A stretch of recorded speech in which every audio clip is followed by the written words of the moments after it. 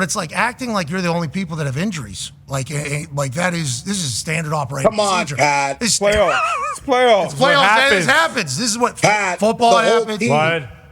It's the whole team's injured. The whole team's injured. I just said a bunch of jokes. You're a hockey guy. OG. Yeah. The injuries happen. He played, actually, in the Game 7. That was only for a few minutes because his hamstrings. Now, Mitchell Robinson, that was a dirty play. But him being hurt, that stinks. I loved watching their team, and I can't wait for it.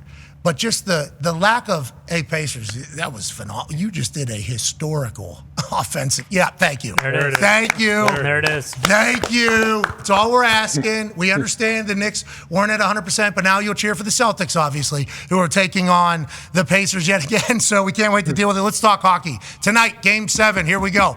Cougars, Oilers, the Battle of Western Canada is taking place. What do we need to look for here? Who do we think is advancing to take on Texas hockey, PK?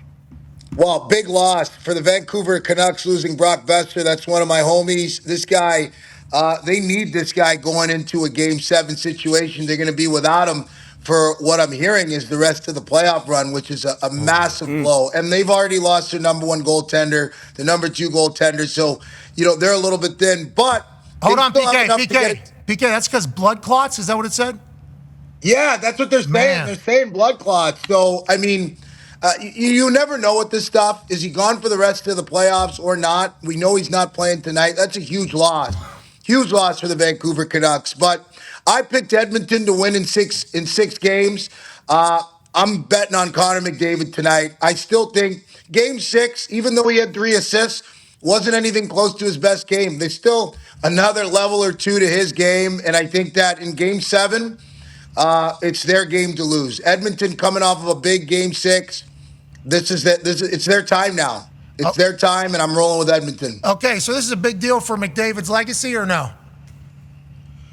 I mean, everybody wants to push it there. Guys, I'm not going there with that. Okay. For me, there's another opportunity for him. Now, listen, if he comes and puts a goose egg on the board and he's nowhere to be found out there, that's a different story. Yeah, but that's not going to happen. That's not McDavid. That's not happening. Yeah. That's not happening. Every night he's been one of the best players on the ice. This is a tough time to win. And Edmonton is as great as they played all year. I still don't think they're the best team left in the Stanley Cup playoffs. I think Dallas is better than them. I think Florida's better than them. I think the Rangers are deeper than them. They're all better in net and on the back end. So if Connor doesn't win this year, it's not the end of the world, but that window is definitely closing. His opportunity to win a Stanley Cup in Edmonton, it's got to happen sooner than later. I mean, it's enough time now. It's time to get over the hump. So they're getting close. I love those Edmonton fans. Oh, yeah. I love them. Crazies. Send Connor to Pittsburgh. Yeah, can we get McJesus in Pittsburgh? Crosby? Take care of his No, we're Crosby keeping Sidney. Crosby for McDavid. No, we're keeping Sidney. Goes Crosby. from Lemieux to Sid to McDavid. We know how to take care of the boys, and we'll get them championships. They've all won championships. Cops Lordo's coming home. Yeah. In Pittsburgh with the Fenway Sports Group as the owner? Yeah, they suck. What is going on? Allegedly, assumingly. You guys want to get into that? You really want to get into that now? Kinda. Fenway? Well, there's Game 7 tonight, but anything else, yeah, sure. Yeah, I'd like to stick to Game 7. I'm not getting into Pittsburgh and the Fenway Group. What's going on over there right now? I gotta see what they do over the offseason to get that team ready to compete. Is Sidney Crosby still having 40-goal seasons, still playing at that level? They got to be in the playoffs. They're trying to buy another soccer team right now. Don't worry, they got more money to go around. Yeah, a lot of people saying since LeBron joined, it's kind of changed. No, come on, not a lot. Pursuit, brother. You can't say that. That's what they're saying. That's not me. I'm not saying that. Fenway Sports Group owns the Red Sox. It is, and they have gone like this. Yeah, since one guy joined. I'm not naming names, okay? You just did. Not that time I did it. Not that time. Oh, okay. All right.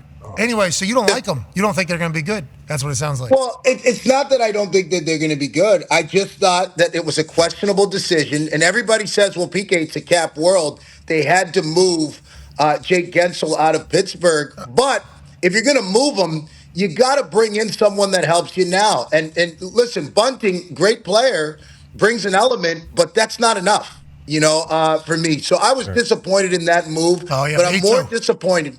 I'm more disappointed that Sidney Crosby isn't on the GM and who's putting that team together isn't putting him in the best position to, A, make the playoffs every year and win when he gets there. Like, Pittsburgh should have been in the playoffs. Agreed. They shouldn't have missed the playoffs. Agreed. Instead, Washington gets in easy. Rangers just kind of walk right through. And Penn's got hot late. They put himself in a position, though, that it was impossible to get out of. And then they trade away the guy who goes and leads the Carolina team in front of who was hitting the siren? Did we ever find out who hit the siren? No. Like the rowing coach for NC State. Oh, okay. Hey. Who? Yep. Yeah, bingo. Who? That's what Jimmy Graham's going to do across the Arctic. AJ's got a question for you, PK. PK, talking about Sidney Crosby and their whole organization, how does it work in the NHL? And we know in the NFL, certain quarterbacks have more kind of influence than others when it comes to front office, how they build the roster. Do you know if Sidney has some kind of control over there, if he is in the front office trying to manipulate the roster and bring the guys in that he wants? Well, I'd like to hope so. I'd like to hope that he weighs in on it and they involve him in it and that he doesn't have to ask. I'd like to hope that they call him and they ask for his opinion on these things because he's a massive part of their organization and what they've built in Pittsburgh since he was drafted there. You know, for me, it's the decision. When I look at Pittsburgh and where it went wrong, as great as Erik Karlsson is, and I love Erik Karlsson. I'm one of his biggest fans. I've competed against him. The guy's won Norris trophies. There's an element. Yeah, I know, against. There's an element to No, game. I'm not against it. I'm not against it. I'm just reminded of it every time you say it. It's great. Yeah, I know. I can't help it. But with Erik Karlsson, there's an element of his game that he brings that is very, very difficult to find in the National Hockey League. But what he also brings is an $11 million cap hit. And for me, you got a guy like Chris Letang on the back end who already brings a lot of those intangibles. Yes, he's a little bit older than Erik Karlsson, but Erik Karlsson, you have to say, is kind of on the back part of his career now, right? And he's still got a lot of hockey left, but he's on the backside of that career. I just didn't see that move in terms of money making sense for the Pittsburgh Penguins. You know you got to re-sign Malkin. You know you got Crosby. You know you need to leave space to re-sign Gensel. I just didn't understand the need to go out and get a defenseman like Erik Karlsson. I think that there's a lot of teams out there that could use Erik Karlsson. Is Pittsburgh that team? I just didn't think that was the right fit. Now, Erik Karlsson could come back next season, win a Norris Trophy, be back in the playoffs with Pittsburgh, and everything is great. Maybe. But for this specific season, I just knew too much money. You got to manage the cap. That's your job as a GM. So I didn't like all the moves that they made, but that's just me. That's my opinion. I like how much Pittsburgh Penguins we've been talking because they didn't make the playoffs, so they're not in the Eastern Conference Finals. The team that is, though, Darius has a question for you. Yeah, I'm still riding high off our Panthers win over the congratulations. Bruins. Now we got a tough test, obviously, coming in with the Rangers this series. What should I know about this matchup between these two teams? It's going to be a very, very physical, heated, emotional series. Now, you would say, well, PK, what's the difference between this series and every other Eastern Conference final? Well, I mean, when you think about what's at stake, the President's Trophy, New York Rangers now 30 years, 94, they win the Stanley Cup. They have an opportunity to kind of repeat.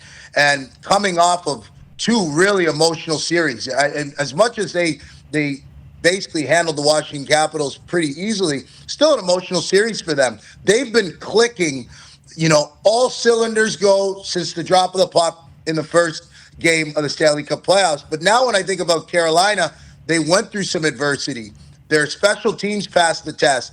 Artemi Panarin is still playing some of his best hockey and looks poised to take advantage of the moment, not shy away from it. And then they have Igor Shesterkin, who in my opinion has been the best goaltender in the league this year. So all of that, it may not matter if the Florida Panthers come out and play their game. Because I'm going to tell you why.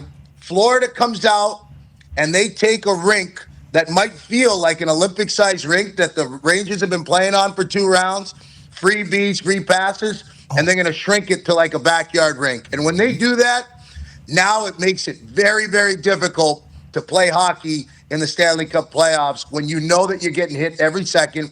Everything's going to be a battle. It's elbow to elbows, hand-to-hand combat. That's right, elbow. It's in the corners. It's in the front of the net.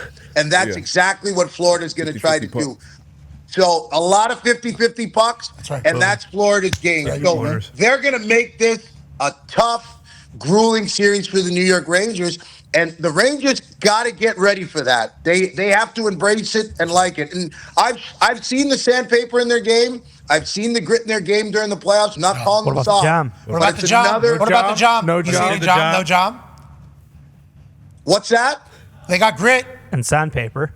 Missing the jam. Yeah. Do they have John? The job. They have Missing John. the They jam. have grit and the John. You need jump and you need jam. You know that, PK. The magical three. They need jump and they need jam. They play with a lot of jam. And I'm going to tell you something. Listen, if the Rangers don't elevate their jump and jam level, the Panthers are going to be jamming it down their throats. Whoa, that's different. Good Lord. Okay? Oh, jeez. Well, I was going to say they're jamming it somewhere else. Whoa! Hey, Do not. AI. Hey, whoa! Easy. Those weren't. That is how they roll with the dog. That was. Hey, Who wins? Tatum. Double clutch. He can. All right. Hey, so who wins? You think? Who's winning? I'm going to go out on a limb. I'm going to stick with the Rangers, man. I think the Rangers got it all going Way on. to go, Bruce. Good for the Knicks I'm going to fans. take the Rangers in this series. New York is a hockey city, and now it's official. They've outlasted the New York Knicks. So once again, to prove my point that the New York City is a hockey city. So it's official now, and now they have a chance to win a championship. What's your guys' problem? Why are you starting inner New York City beef? You know, I mean, there's no. Hey, I'm not starting any beef. I'm Sounds saying, like basketball team stinks, doesn't it? Oh, hockey's still here for you. Don't worry about it. That's what you were just saying. Yeah, hockey's here, man. Listen to me. I knew from the very start of the year this was the Rangers' year. I watched them closely, played against them the past couple seasons. I really believe that this is their best chance to win a championship. They have enough with this team to do it, and now it's all the answers are in that locker room. They have a good enough coach, good enough goaltending. Their special teams have done well. Now it's up to the players. So I think they have enough to get it done, but the Florida Panthers are going to make it very, very difficult. And the biggest key to that series is going to be matchups. How are the Rangers going to match up against Barkov and Tkachuk if those guys are on different lines? Good luck doing that, because if you're going to keep Lindgren and Fox together against one of those lines, it's going to be tough to handle down low. So going against one of those guys that's a big one. Yeah. It's a problem. In the oven. Markov's a monster. It is like you're in the oven the whole time. You're right. Going against Markov. Bar. Markov. Barkov. What trophy did he just win? Back. Best defensive forward? Selke. Selke. Who? The Felke. Yeah, hell yeah. Selke Warren. The Selke Trophy. I'm so proud of him. You only won it because Bergeron retired. Everyone knows it. He saved the game, too. So as you were talking there, and we're pumped about Bark. Hell yeah. We're Big Bark. Bark. Bark. The dogs are barking down there. Everything right. You talked about the Rangers. You said they got good coach in Monty. You got good goaltending. Swayman, you got good special teams. I assume that. There's a team that just for some reason, what's the deal? Connor has a question for you, PK. Yeah, PK, I was lucky enough to go to the Bruins game on Friday night, and as we were walking out after that just devastating loss, a lot of fans were saying, like, hey, look, this team overperformed. You know, if you were to tell us that they would have gone to the second round, taken the Panthers 6 games at the beginning of the season, would have thought you were crazy. Is that the sentiment that I should feel after this game? And then also, what do they need to do to get – can you just shut up for a second? I'm trying to ask him a real question about real hockey fans. About how real hockey fans. About how real hockey fans feel, okay? And no, I'm not going to be happy about it. I understand that some fans can feel that way if you're part of a team and you've rooted for a team that's never won anything, of course. The Bruins have won a cup in the last 100 years. So, yes, it is much different than a Lions fan. But with that being said, PK, what do the Bees need to do to get better? Pasta needs to take 50 shots a game even though he won't shoot the puck? Or do they need to go out and get another piece, maybe a Carlson like you mentioned that Pittsburgh shouldn't have done? Yeah, for the Bruins, first of all, Bruins fans, sit back and enjoy the summer. You guys have been, I mean, they call Boston the city of champions, right? You guys have won so many Don't say championships Jay over the Tatum. years. Don't say Jay Tatum. And don't say this after wearing a Dorchester and yelling about Jay Tatum, okay, brother? Hey, I'm just saying he's a bad man. Just be careful, dude. Don't let him get. If he starts playing in the air, it could be trouble. Anyway, I'll say this. Bruins fans can definitely feel good about it. I know that It's not the result that you wanted. You wanted to see your team take that other step and vindicate what happened to them via the Florida Panthers last year, but that's just who the Florida Panthers are right now. They're a well-built team. I think that we can all respect the style of play in which they play come playoff time. A lot of players on that Florida team I'm sure that people would love to see on the other side playing for the Bruins. So you got to hats off to the Florida Panthers and Paul Maurice for executing, but for the Bruins and where they got to get ready, better. Number one, Swayman. I mean, this guy's all world. You could listen. Swayman.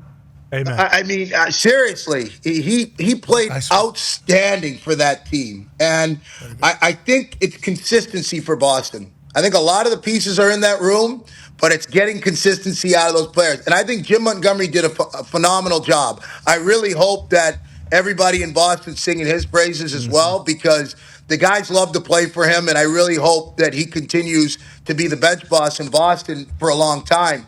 But those players got to look at themselves. I think that some of the guys got going a little bit too late. You can't get going too late in the playoffs. You got to get going right from the start. And I think Boston just took too long to find their game. They found it against Florida. They just found it too late. So it's the consistency element. And yes, I think they do need some help on the back end. You know, I'm sure Grzelcyk won't be there, but someone that could come in and maybe offload, run the power play. I think that Charlie McAvoy's a great player, but you know, he hasn't won a Norris Trophy yet. He's not a guy that's putting up 70, 80 points, 90 points a year as a power play guy. He's not in that conversation with the Yossi's and the Quinn Hughes and the Cale Makars in terms of what they can do offensively. So to have someone that can help out on the special teams on the back end, I think would help the Boston Bruins a lot. Now, is it $11 million that they need to spend? I don't know. That's the cap world. That's why I'm not a GM. Maybe make it 15. That's hockey talk, boys in the back say they need a center.